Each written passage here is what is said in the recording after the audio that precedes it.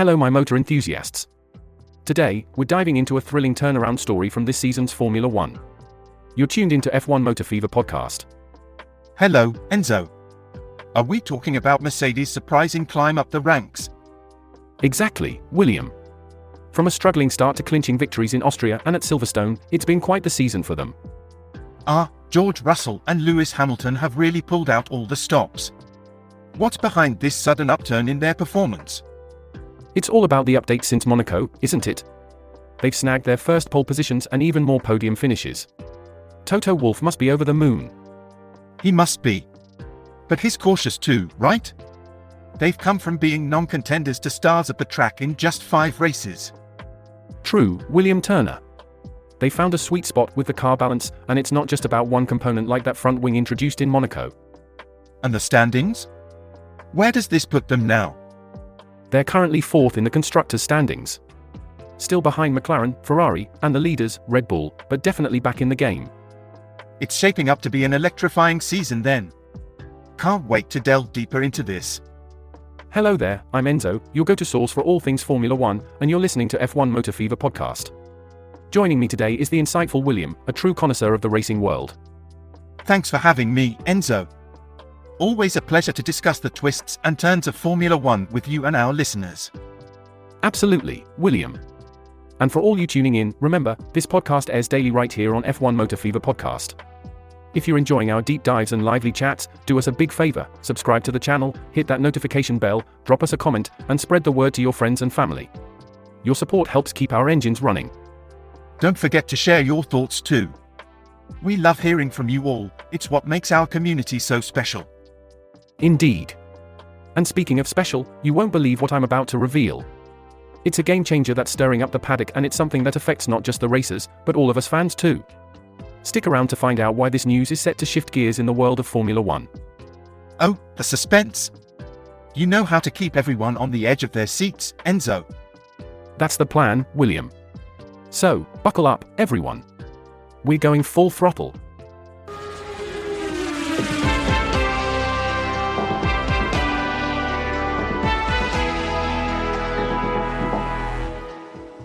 Moving on, it seems Toto Wolff has a lot to be pleased about with Mercedes' recent performances.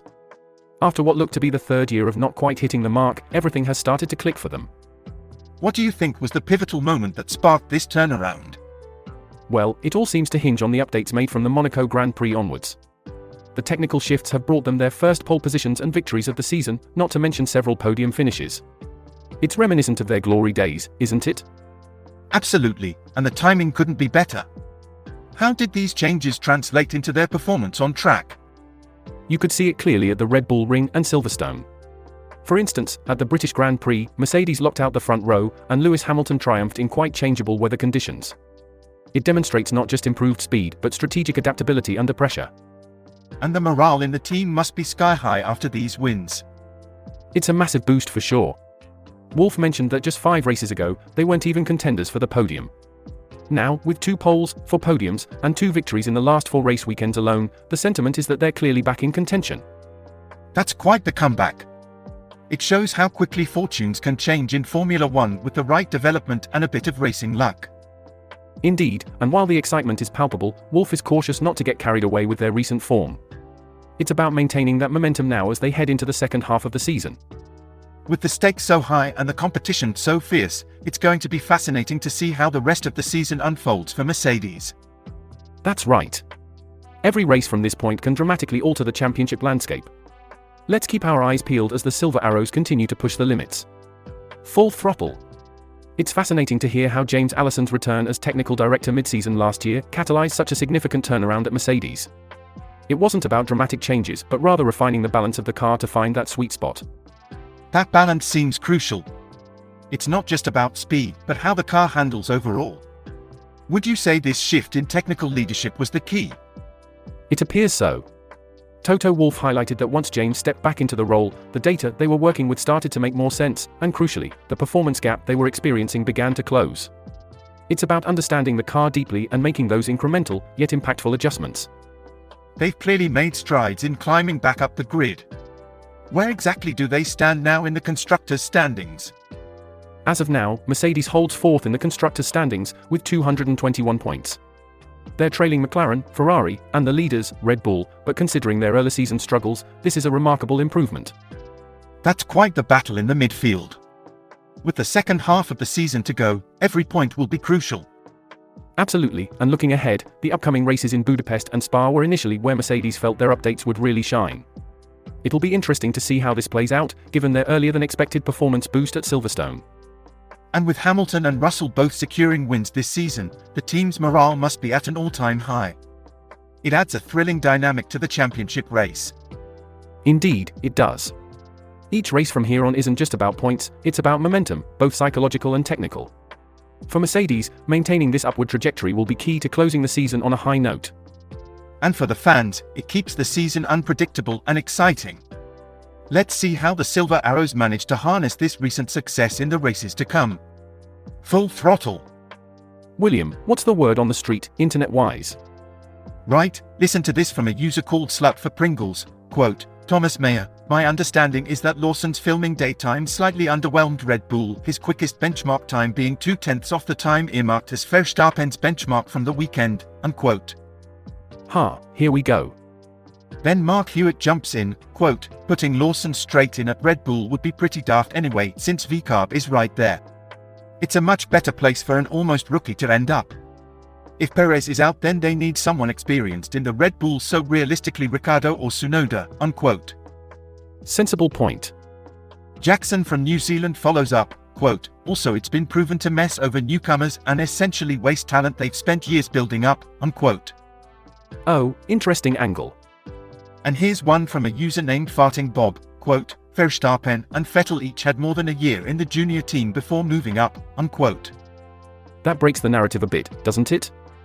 Indeed, and King of Asmaloff adds, quote, so that breaks the narrative of Red Bull being the worst ever, despite being the only team to bring up more than one champion in the last 20 years, unquote. There's always two sides to a coin, eh? Precisely. Now, laughter is poison points out, quote, sure that's why half of the grid comes from Red Bull. They are by far the best team when it comes to nurturing new talent. Even if they underperform next to Max, they do their best to keep them on the grid. Gasly went back to TR and they kept Albon around and helped him find a seat. RB's junior program is somehow massively underrated, unquote. That's quite the endorsement. And Rucktastic brings a historical perspective, quote, I think some people are bothered by how the academy treats some of its drivers. For example, I am always interested to hear generic Verne stories about his time in the academy, like his insane diet that got him hospitalized, or his debacle with RB about getting a seat for 2015. But, no matter how many times Verne talks of how it affected his career, he still won 2 Formula E titles, and he's still a contender for the race win from time to time, unquote. A testament to their ability in recognizing and securing talent indeed.